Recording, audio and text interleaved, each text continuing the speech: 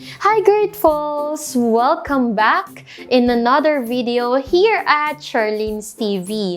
Alam mo ba na ang mga verbs ay meron din palang modes katulad ng mga tao? So for today's video GREATfuls, I will be discussing 3 different modals. These are the should, have to, and must. At kung gusto mong malaman kung paano ginagamit yon, stay tuned!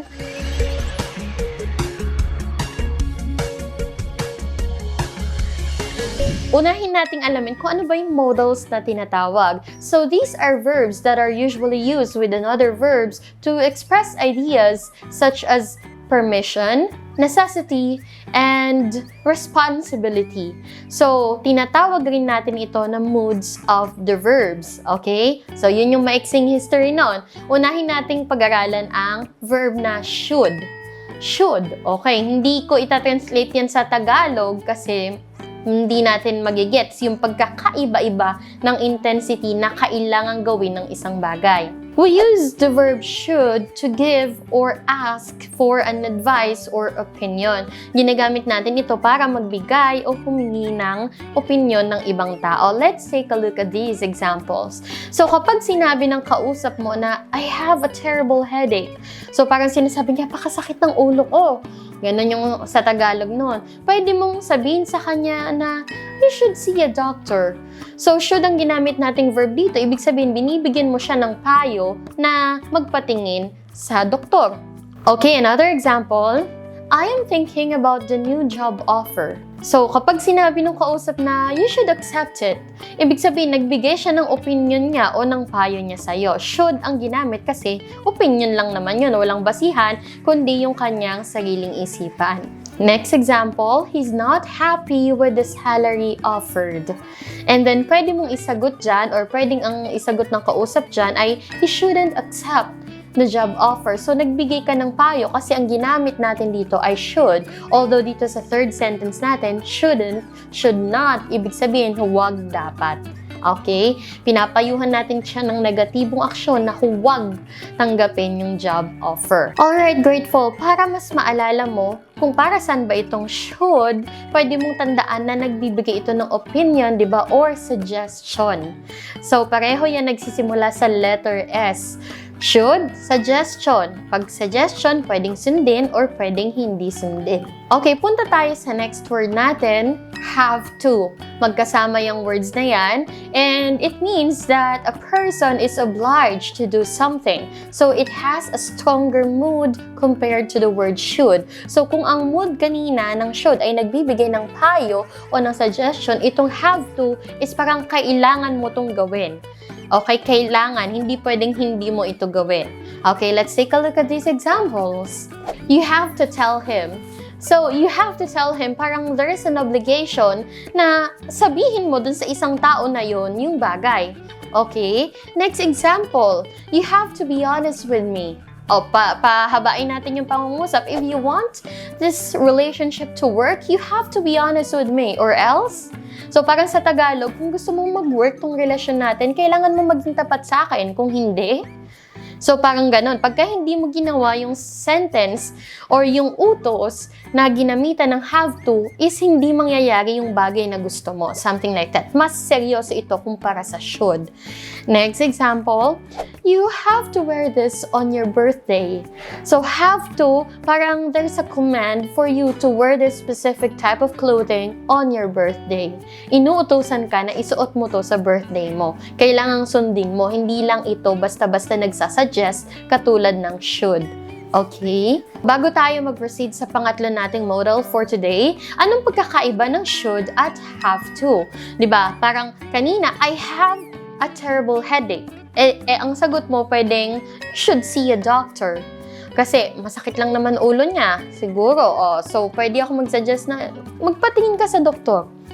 Pero kapag ang sinabi na ng kausap ko, I have been experiencing this terrible headache for a few months now. So, parang ilang buwan ko na nararanasan tong sobrang sakit ng ulo ko. So, pwedeng ang sabihin mo bilang kausap, you have to see a doctor. Ibig sabihin, kailangan na talaga niya magpatingin sa doktor. Okay? Tandaan na should is to suggestion, parehong nagsisimula sa letter S.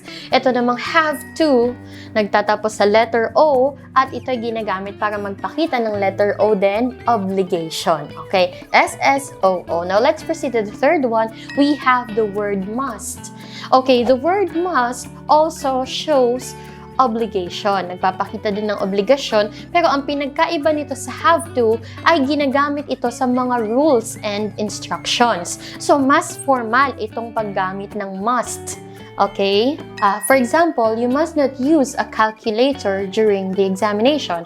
Must not, huwag dapat gumamit ng calculator sa examination. So, may rule na ganon. Siguro, rule yun ni teacher o kaya naman rule ng examination committee. Another example, the protocol says that you must wear face shield and face mask when you are outside. So, utos ito, protocol ito, batas ito sa Pilipinas na mag-face mask at mag-face shield. Next, you must submit your project on October 1st. So, kailangan ipasa mo na yung project mo sa October 1st. Kailangan, must. Stronger ang mood nito kumpara doon sa have to kasi ito ay ginagamit nga sa written rules and regulations. Alright, Grateful's, it's quiz time. Ang dali lang, di ba, ng pagkakaiba ng should, have to, at must. Tingnan natin kung gaano karami ang natandaan mo sa lesson natin for today. It's gonna be 1 to 5 and meron kang 7 seconds para sagutan ang bawat item. Pwede mong i-pause kung kailangan mo pa ng dagdag na oras. Number 1. According to the protocol, all employees blank be vaccinated. Again, according to the protocol, all employees blank be vaccinated. Should, have to, or must.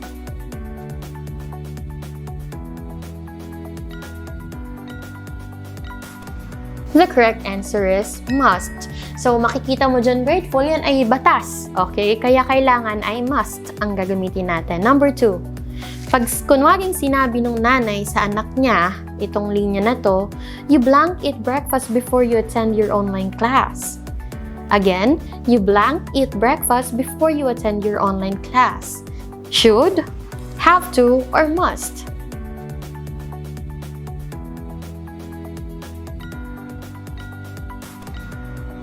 The correct answer is should. Parang suggestion lang ito ng nanay sa anak niya na kumain muna sana ng breakfast bago umattend sa online class. Pero, ma'am, pwede po ba yung have to dito? Oo, pwede din. Siguro kung mas may emosyon yung nanay, like baka pag araw-araw na hindi nag-aalmusal yung anak niya, pwede niya sabihin niya, you have to eat breakfast before you attend your online class. Tapos bigla niyang binaba yung pagkain dun sa harap ng anak niya. So, have to, sa pilitang pinapakain yung anak niya. So, sana nagigets nyo, Grateful's, yung mood ng verbs na tinuturo ko ngayon. And number 3, Arvin blank practice speaking English, it will help him. Again, Arvin blank practice speaking English, it will help him.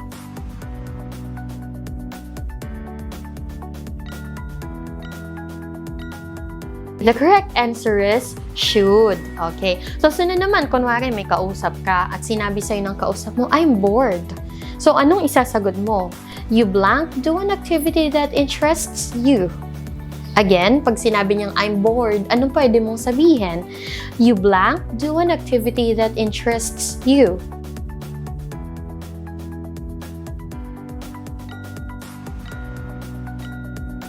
Okay, the correct answer is should. Kasi nagsasuggest ka lang dito. You should do an activity that interests you.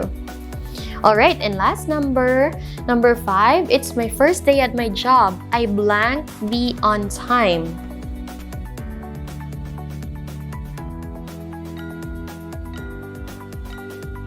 Okay, the correct answer is have to. It's my first day at my job. I have to be on time kasi kailangang mangyari yon. Ayan, grateful. So, sana nakatulong sa inyo na bawasan ng konti ang lito sa pagitan ng should, have to, and must. So, bago ako magpaalam, batiin ko muna sina Kuya Darren. Hi po, Ma'am Charlene. Mas mahirap po magsuot ng sinulid sa karayom kaysa matuto sa inyo, ho. Maraming salamat po. Punctuation marks naman po. Oo, sige po, nakapila na po yan.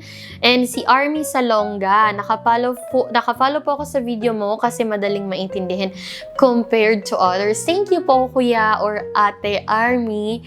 Nandyan din si Cecilia Punzalan. Kung ganito naging teacher ko noon, direct to the point, hindi sayang ang subscription ko from Mandaluyong. Hello po sa mga taga Mandaluyong. Si Mario Montemayor, hello po ma'am. Pabati po, always watching your videos from Doha, Qatar. Hi sa mga taga Qatar na mga kababayan natin. Si Jack nandyan din. Shout out daw from Bukidnon. Hello there sa mga taga Bukidnon. Si Nex, pa-shoutout po ma'am from Palawan. Hi po sa mga taga Palawan.